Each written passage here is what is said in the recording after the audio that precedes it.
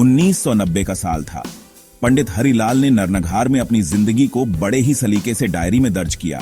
उनकी डायरी में रंगीन गलियों की बातें थीं, हंसी की गूंज हर ओर सुनाई देती थी, साझा त्योहारों की गर्माहट हर कोने में महसूस होती थी। होली के रंग जो धार्मिक सीमाओं को धुंधला कर देते थे, उनका जिक्र था। ईद पर हिंदू पड़ोसियों के साथ खुशियों भरी दावतें होती थीं। गांव साझा कहानियों और सपनों का ताना बाना था। धीरे धीरे पंडित जी की डायरी की प्रविष्टियां छोटी होने लगी। डर उनके शब्दों में घुसपैठ करने लगा। नरनघार की सौहार्दता फीकी पड़ने लगी थी। गलियों में गूंजती हंसी को अब शक और बेचैनी ने खामोश कर दिया था। होली के रंग अब बस एक दूर की याद बनकर रह गए थे। ईद की साझा दावतों की खुशबू अब डर की कड़वी गंध से बदल गई थी। उनकी आखिरी प्रविष्टि टूटे हुए सपनों की झलक थी। पंडित जी ने नरनघार छोड़ने के दर्दनाक फैसले के बारे में लिखा। यह उनके पुश्तैनी घर, हर ईंट और गली में बसी यादों को अलविदा कहने जैसा था। उन्होंने अपनी आत्मा का एक हिस्सा वहीं छोड़ दिया, अपने घर के सुनसान आंगन में शांति के लिए एक मौन प्रार्थना के साथ। पंडित हरिलाल की डायरी उस दौर की गवाही है जब सौहार्दता कोई विचार नहीं बल्कि जीवन शैली थी। यह सह अस्तित्व की सुंदरता और जबरन जुदाई के दर्द की याद दिलाती है। यह समझदारी की पुकार है, एक उम्मीद की किरण है कि एक दिन नरनघार की गलियां फिर से हंसी से गूंज उठेंगी।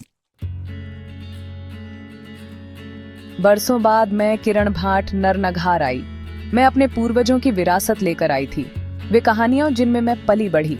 किरण का मिशन सीधा लेकिन गहरा था। शिक्षा और सांस्कृतिक संवाद के जरिए नरनघार की रूह को फिर से जगाना। मुझे एक उपेक्षित इमारत मिली, कभी चहल पहल से भरे स्कूल के अवशेष।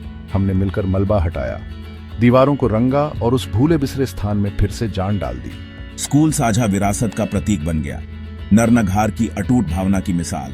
मेरी कक्षा में संस्कृति का संगम था।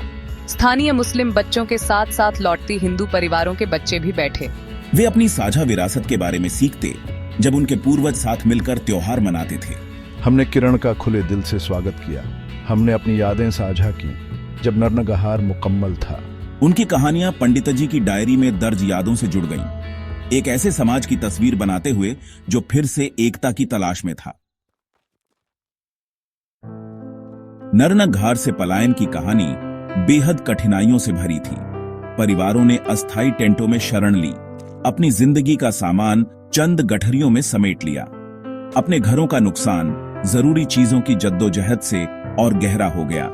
शिक्षा कई बच्चों के लिए अब एक लग्जरी बन गई थी। बुजुर्ग अपने पहचाने माहौल से दूर बेगानेपन की पीड़ा से जूझ रहे थे। अनजान शहरों में नौकरी की तलाश उनकी मुश्किलें और बढ़ा रही थी। उनकी पहचान जो नरनघार की मिट्टी में गहराई से जुड़ी थी, नए माहौल में चुनौती बन गई। नई पीढ़ी जो अपने पूर्वजों की भूमि से दूर पैदा हुई, उन्होंने नरनघार की कहानियां सुन सुनकर अपने जड़ों से जुड़ने की चाह महसूस की। अपने जीवन को फिर से नरनघार में बसाने की इच्छा उनके भीतर जलती रही। विस्थापित समुदाय की जिजीविषा काबिले तारीफ थी। उन्होंने चुनौतियों का डटकर सामना किया, मुश्किल घड़ियों में एक दूसरे का साथ दिया।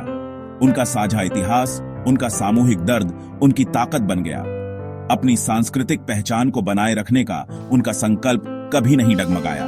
मैं दिल्ली में पली बढ़ी, लेकिन नरनघार की कहानियां सुनती रही। मैं अपनी जड़ों को समझना चाहती हूँ, अपने पूर्वजों की जमीन को महसूस करना चाहती हूँ।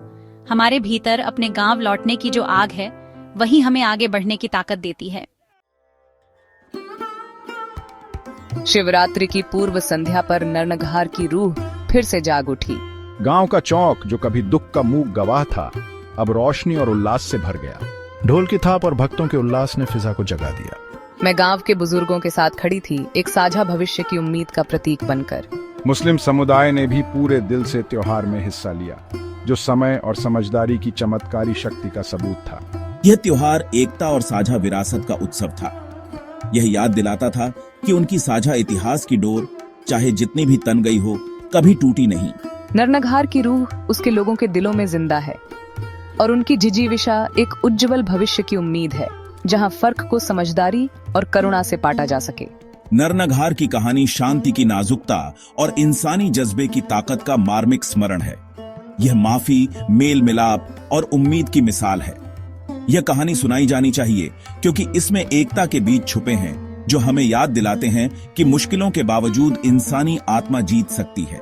और एक समावेशी उज्जवल भविष्य की राह दिखा सकती है।